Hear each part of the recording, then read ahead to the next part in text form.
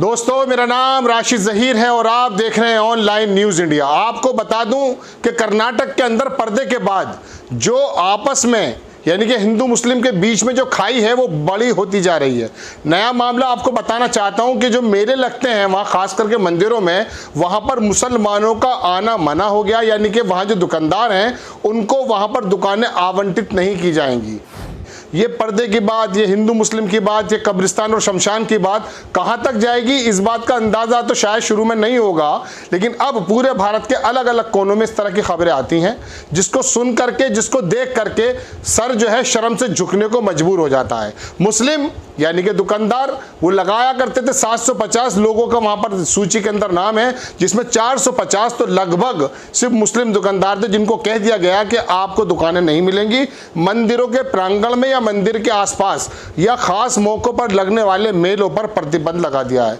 आपको मैं दिखाऊंगा एक खबर, हालांकि मैं पहले खबर जी न्यूज़ से शुरू करता हूं, जो गोदी मीडिया का चैनल कहा जाता है। ऐसा माना जाता है कि वो सरकार के पक्ष की खबरें करता है, लेकिन ये भी मजबूर हो गया लिखने के लिए कि जी न्यूज़ ने लिखा कि कर्नाटक में एक और विवाद, मुस्लिम दुकानदारों को मंदिरों के मेलों में किया गया प्रतिबंधित। अब बताइए, कोई मुस्लिम कोई छोटे से खिलौने की दुकान करता है या खाने पीने की चीज़ का कोई काम करता है, कोई कपड़े या कोई किसी भी प्रकार का जो आइटम होता है, घरेलू आइटम उपकरण जो होते हैं छोटे छोटे, उनको अगर बेचने का काम करता है तो उसमें प्रॉब्लम क्या है? कल को आप ये कहिएगा कि हमें जो प्लम्बर है वो मुस्लिम नहीं चाहिए, हमारे घर में जो बिजली का काम है वो मुस्लिम नहीं करेगा, हमारे घर के अंदर जो और तमाम बनाने का काम है, मजदूरी का काम है, ये सारे मुस्लिम नहीं करेंगे, फिर कौन करेगा? है? चलिए खैर, मैं आपको खबर सुनाता हूँ। ये आग कहाँ कहाँ चली गई है इसके बारे में तो अगर जिक्र करने बैठेंगे दोस्तों तो बड़ा लंबा समय चला जाएगा। देखिए आगे लिखता है अखबार यानी कि जी न्यूज़ लिखता है, आज तक ने भी इसको छापा है, मैं दिखाऊंगा कि हिजाब विवाद के कारण लगातार चर्चा में बन रहा है कर्नाटक राज्य, अब एक बार चर्चा में है। इस बार ये मामला मुस्लिम दुकानदारों से जुड़ा हुआ है। क्या है मामला? देखिए, आपकी स्क्रीन पर खबर लगाता हूँ कि हिजाब विवाद के कारण लगातार चर्चा में बन रहा कर्नाटक एक बार चर्चा में है। इस बार ये मामला मुस्लिम दुकानदारों से जुड़ा हुआ है।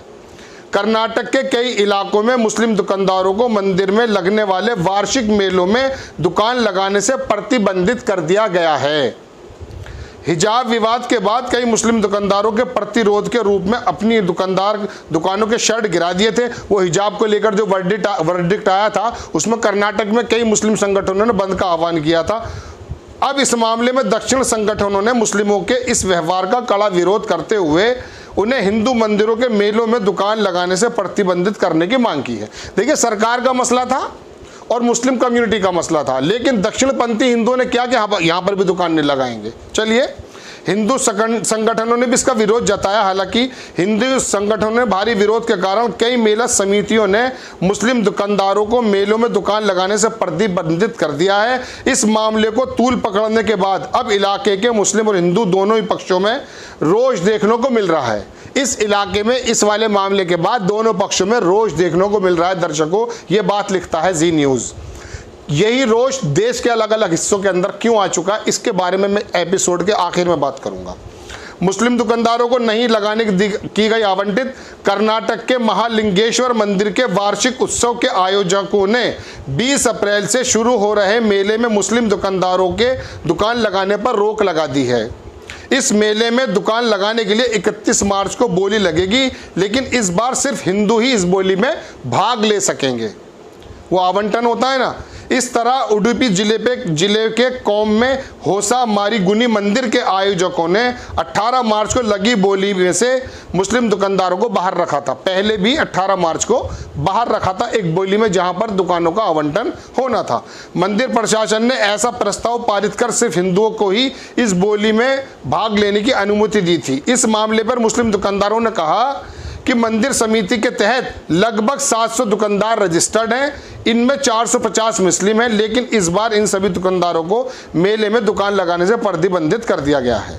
यह खबर मैंने सुनाई आपको जी न्यूज़ से, हालांकि इसको छापा है, आपकी स्क्रीन पर मैं हेडिंग लगा देता हूं, आज तक ने, कि मंदिर में लगने वाले मेलों में मुसलमानों की दुकानें बैन, हिजाब विवाद के बीच कर्नाटक में लगे ये बैनर। दर्शकों, बात यह है, ये जो लिखता है जी न्यूज़ कि हिंदू और मुस्लिम यानी कि दो पक्षों के अंदर रोष पैदा हो रहा है। ये रोष की बुनियाद कहाँ से डली है, इस बात पर भी जोर लगने की ज़रूरत है। पहले मैं खबर को संक्षिप्त में एक लाइन में और बता देता हूँ। दरअसल जो मेले लगते हैं हिंदुओं के मंदिर के आसपास, वहाँ पर तमाम धर्मों के लोग दुकान लगाया करते थे। उसके लिए लोकल नगर निगम जो होती है, प्रशासन वगैरह, वो वहाँ पर दुकानें आवंटित करती टेम्परेरी रूप से। कोई 1 दिन का लगता, कोई 2 दिन का लगता, कोई 3 दिन का लगता। वहाँ पर मुस्लिमों को बैन कर दिया। इस वजह से वहाँ के दक्षिणपंथी लोगों ने इसलिए कहा कि मुस्लिम ने चूंकि पर्दे का हाई कोर्ट का उस फैसले को नहीं माना, और उसके लिए मुस्लिमों ने अपने वहाँ पर तमाम दुकानें बंद कर दी थी हाई कोर्ट के वर्डिक्ट के खिलाफ। सुप्रीम कोर्ट में उनकी लड़ाई चल रही है। तो ये मसला सरकार का, पर्दे का उनका है। इसमें भाई मेले में लगाने वाले मजदूर, गरीब दुकानदारों का क्या कसूर है? लेकिन कहीं की गलती कहीं निकाली जाती है। ये होता है धर्मांध बढ़ाने का नतीजा। आप दर्शकों इस बात को जानते हैं, ISIS जो है वो ये नहीं देखता है कि ये किस बात पर, वो धर्म की कैसी चाशनी के अंदर बेहोश और मदहोश है कि वो बेगुनाह इंसानों की गर्दनें काटने पर उसको कोई रंज नहीं होता। ये रविश कहाँ से पैदा होती है? धर्म का वो पार्ट पढ़ाने से जिसके अंदर लड़ाइयाँ और गुस्सा और तमाम की तमाम जो है ना मारने काटने की बात कही जाती, तब जब अधर्म का मसला हो। अब अधर्म का जो है ना एक बैनर चिपका दो किसी के माथे से और लिंचिंग कर दो, जान से मार दो। संविधान का मतलब ही नहीं है फिर देश में। भाई अगर कोई गाय गोवंश काटता है या इस तरह की हरकत करता है, संविधान मौजूद है। लेकिन आपको किसने अधिकार दिया है? हिंदू दल के दरोगाओं से अगर मैं पूछूं कि आप आदमी को ज़मीन पर डालकर चौराहे पर जान से मार दो, फिर ये संविधान का मतलब क्या है? या कोई भी फतवा देने के बाद यूं कह दे कि साहब हटा दो हिंदुओं को और मुसलमान पुलिस को हटा दो, ये मतलब क्या है? संविधान के मुताबिक चलेगा देश, या आपको अपनी जो धार्मिक आपकी आस्थाएं गलत तरह से जुड़ गई हैं, इस तरह से देश चलेगा? लेकिन अब इसको चलाने के लिए जिम्मेदार कौन है?